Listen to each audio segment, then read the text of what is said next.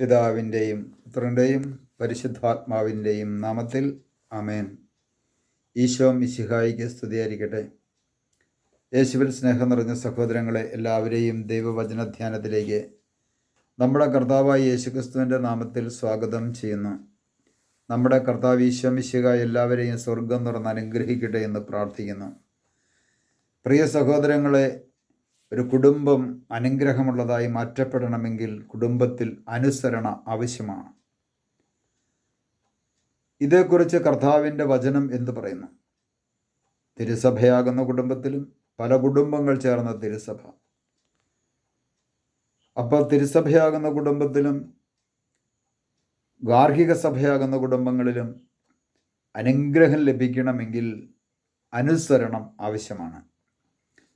പ്രഭാഷകന്റെ പുസ്തകം 3-ാം അധ്യായത്തിൻ്റെ 1-ാമത്തെ തിരുവചനത്തിൽ മാതാപിതാക്കന്മാരോടുള്ള കടമകളെക്കുറിച്ച് ദൈവത്തിൻ്റെ പരിശുദ്ധാത്മാവ് പഠിപ്പിക്കുമ്പോൾ ഇപ്രകാരമാണ് വചനം പറയുന്നത്: കുഞ്ഞുങ്ങളെ, നിങ്ങളുടെ പിതാവായ എൻ്റെ വാക്ക് കേൾക്കുവിൻ, സുരക്ഷിതരായിരിക്കാൻ അതനുസരിച്ച് പ്രവർത്തിക്കുവിൻ.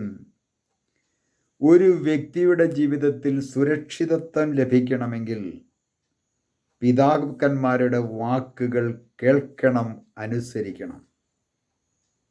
ഇതാണ് പറയുന്നത്: കുഞ്ഞുങ്ങളെ, നിങ്ങളുടെ പിതാവായ എൻ്റെ വാക്ക് കേൾക്ക്. ഇന്ന് തിരുസഭ മക്കളെ നോക്കിക്കൊണ്ട് സ്വർഗസ്ഥനായ ഞങ്ങളുടെ പിതാവേ എന്ന് വിളിച്ച് പ്രാർത്ഥിക്കുന്ന ആ മക്കളെ നോക്കിക്കൊണ്ട് ദൈവത്തിൻ്റെ പരിശുദ്ധാത്മാവ് പറയുകയാണ്: പിതാവായ എൻ്റെ വാക്ക് കേൾക്ക്, പിതാവായ എൻ്റെ വാക്ക് കേൾക്ക്. സ്വർഗസ്ഥനായ ഞങ്ങളുടെ പിതാവേ എന്ന് വിളിച്ച് പ്രാർത്ഥിക്കുന്നവരല്ലേ തിരുസഭയിലുള്ളവരെല്ലാവരും? അപ്പോൾ ഈ വിളിച്ച് പ്രാർത്ഥിക്കുന്ന നമുക്കെല്ലാവർക്കും ഒരു പിതാവില്ലേ? ആ പിതാവ് പറഞ്ഞ വാക്ക് നമ്മൾ അനുസരിക്കാറുണ്ടോ? ഒന്ന് ചിന്തിച്ച് നോക്ക്. പിതാവായ ദൈവമാണ് നമ്മോട് ഈ അനുസരിക്കാൻ പറഞ്ഞത്. ഈ വചനത്തിലൂടെ സംസാരിക്കുന്നത് മുഴുവനും പരിശുദ്ധ ത്രിത്വം തന്നെയാണ്.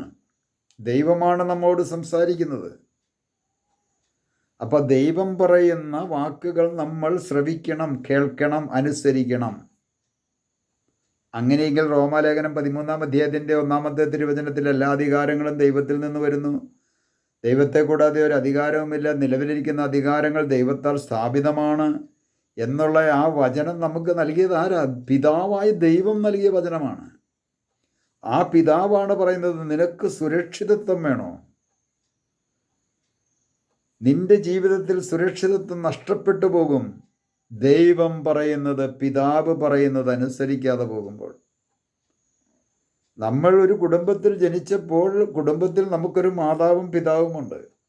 ആ മാതാവും പിതാവിൽ നിന്നും ജനിച്ച എന്നെയും നിങ്ങളെയും മാമോദീസ എന്ന കൂദാശയിലൂടെ ദത്തെടുത്തുകൊണ്ട് ദത്തുപുത്രരായി, ദൈവത്തിൻ്റെ ദത്തുപുത്രന്മാരായി, ദൈവത്തിൻ്റെ മക്കളായി ദൈവം നമ്മെ സ്വീകരിച്ചപ്പോൾ ദൈവമാണ് വചനത്തിലൂടെ സംസാരിക്കുന്നത്. ആ വചനമാണ് നമ്മൾ അനുസരിക്കേണ്ടത്. അതുകൊണ്ടാണ് കർത്താവ് പറയുന്നത്: സുരക്ഷിതത്വം നിനക്ക് വേണോ നിൻ്റെ ജീവിതത്തിൽ? ഇന്ന് നിൻ്റെ ജീവിതത്തിൽ സുരക്ഷിതത്വം നഷ്ടപ്പെട്ടു പോകുന്നെങ്കിൽ അതിൻ്റെ കാരണം അന്വേഷിച്ച് ദർശനം പറയുന്ന വ്യക്തികളുടെ അടുത്ത്, വെളിപാട് പറയുന്ന വ്യക്തികളുടെ അടുത്തേക്കൊന്നും പോകേണ്ട ഒരു കാര്യവുമില്ല. ഈ ഭാഗം എടുത്തൊന്ന് വായിച്ചു നോക്കിയാൽ മതി, വായിച്ച് ധ്യാനിച്ചാൽ മതി. എവിടെയൊക്കെയോ ഈ സുരക്ഷിതത്വം നഷ്ടപ്പെട്ടതെങ്കിൽ എവിടെയൊക്കെയോ അനുസരണക്കേടുണ്ടായിട്ടുണ്ട്. നിന്നോട് അങ്ങനെ ചെയ്യരുതെന്ന് നിൻ്റെ അപ്പൻ പറഞ്ഞിട്ടുണ്ടെങ്കിൽ നീ ചെയ്യാൻ പാടില്ല. നിന്നോട് ചെയ്യാൻ പറഞ്ഞിട്ടുണ്ടെങ്കിൽ നീ ചെയ്യണം. ദൈവം പറയുന്നത് അനുസരിക്കാതിരിക്കുമ്പോൾ അത് വലിയ തിന്മയായി മാറ്റപ്പെടുന്നു. അതാണ് പിതാവ്, അപ്പൻ, മാതാപിതാക്കൾ മക്കളോട് ചെയ്യണമെന്ന് പറഞ്ഞ കാര്യങ്ങൾ ചെയ്യാതിരിക്കുന്നതും ചെയ്യരുതെന്ന് പറഞ്ഞ കാര്യങ്ങൾ ചെയ്യുമ്പോഴുമാണ് അനുസരണക്കേടായി മാറുന്നത്. ആ അനുസരണക്കേടിനാണ് വിശുദ്ധ ബൈബിളിൽ പാപം എന്ന് പറയുന്നത്. ദൈവം പറയുന്നത്, ദൈവം ദൈവമക്കളോട് ചെയ്യണമെന്ന് പറഞ്ഞ കാര്യങ്ങൾ ചെയ്യാതിരിക്കുന്നതും ചെയ്യരുതെന്ന് പറഞ്ഞ കാര്യങ്ങൾ ചെയ്യുന്നതുമാണ് യഥാർത്ഥത്തിൽ പാപം. ഇത് തന്നെയാണ് വിശുദ്ധ ബൈബിളിൽ ഈ പിതാക്കന്മാരോടുള്ള, മാതാപിതാക്കളോടുള്ള കടമകളെപ്പറ്റി ദൈവത്തിൻ്റെ പരിശുദ്ധാത്മാവ് ഓർമ്മിപ്പിക്കുമ്പോൾ 1-ാമത്തെ വചനത്തിൽ പറയുന്നതും അതുതന്നെയാണ്: കുഞ്ഞുങ്ങളെ, കുഞ്ഞുങ്ങളെ എന്നാണ് വിളിക്കുന്നത്. ഈ വിളി പുതിയ നിയമത്തിലുണ്ട്. ഇത് പഴയ നിയമത്തിൽ മാത്രമല്ല. ചിലർ ചോദിക്കുന്നത് പഴയ നിയമമല്ലേ? പുതിയ നിയമത്തിലുണ്ട്. കുഞ്ഞുമക്കളെ എന്ന് വിളിക്കുന്നുണ്ട്. കുഞ്ഞുങ്ങളെ, നിങ്ങൾക്ക് മീൻ വല്ലതും കിട്ടിയോ? യോഹന്നാൻ്റെ സുവിശേഷം 21 അധ്യായത്തിൻ്റെ 5-ാം തിരുവചനത്തിൽ കുഞ്ഞുങ്ങളെ, നിങ്ങൾക്ക് മീൻ വല്ലതും കിട്ടിയോ? യോഹന്നാൻ്റെ ലേഖനത്തിനകത്ത് പറഞ്ഞു, കുഞ്ഞുങ്ങളെ, അന്ത്യക്രിസ്തു വരുമെന്ന് നിങ്ങൾ കേട്ടിട്ടുണ്ടല്ലോ. കുഞ്ഞുങ്ങളെ, അനേകം പ്രാവശ്യം കുഞ്ഞുങ്ങളെ എന്ന് പറയുന്നുണ്ട്. ഇവിടെയും പറയുകയാണ് കുഞ്ഞുങ്ങളെ. വളരെ എത്രയോ വ്യക്തമായിട്ടാണ് ഇതേ വചനത്തിൻ്റെ അതേ കൂട്ടുവചനം അപ്പുറത്ത് കിടക്കുന്നത്. കുഞ്ഞുങ്ങളെ, പാപം ചെയ്യാതിരിക്കുവാനായിട്ടാണ് ഇത് ഞാൻ നിങ്ങൾക്ക് വേണ്ടി എഴുതുന്നത്. യോഹന്നാന്റെ ലേഖനത്തിനകത്ത് എഴുതി വെച്ചിട്ടുണ്ട്, വ്യക്തമായിട്ട് എഴുതി വെച്ചിട്ടുണ്ട്. 2-ാം ലേഖനത്തിനകത്ത് എഴുതി വെച്ചിട്ടുണ്ട്, കുഞ്ഞുങ്ങളെ പാപം ചെയ്യാതിരിക്കാൻ വേണ്ടിയാണ് ഞാൻ നിങ്ങൾക്ക് എഴുതുന്നത്. കുഞ്ഞുമക്കളെ, ഇത് അവസാന മണിക്കൂറാണെന്ന് വരെ എഴുതി വെച്ചിട്ടുണ്ട്. ഇവിടെ പറയാണ്, കുഞ്ഞുങ്ങളെ, നിങ്ങളുടെ പിതാവായ എൻ്റെ വാക്ക് കേൾക്കുക, സുരക്ഷിതരായിരിക്കുവാൻ അതനുസരിച്ച് പ്രവർത്തിക്കുക.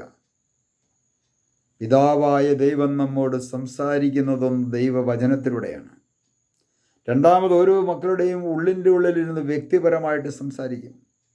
മൂന്നാമത്, വ്യക്തികളിലൂടെ സംസാരിക്കും. ആ വ്യക്തികളിലൂടെ സംസാരിക്കുവാൻ വേണ്ടി ദൈവം എടുത്ത് ഉപയോഗിച്ചിരിക്കുന്ന ദൈവത്തിൻ്റെ വികാരിയാണ് മാർപ്പാപ്പ.